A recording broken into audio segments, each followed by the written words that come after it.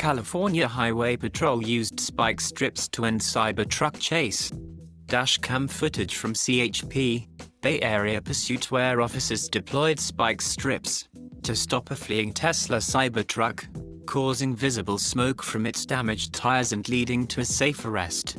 Cybertruck was being pursued at high speed on the freeway at night. Patrol cars were following closely with lights and sirens activated.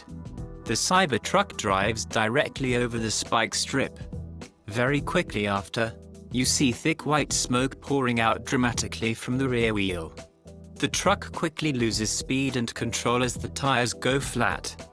Within seconds, it comes to a stop on the shoulder. Officers rapidly approach with guns drawn, order the occupants out, and make the arrests. No official details on the driver's identity or charges have been released.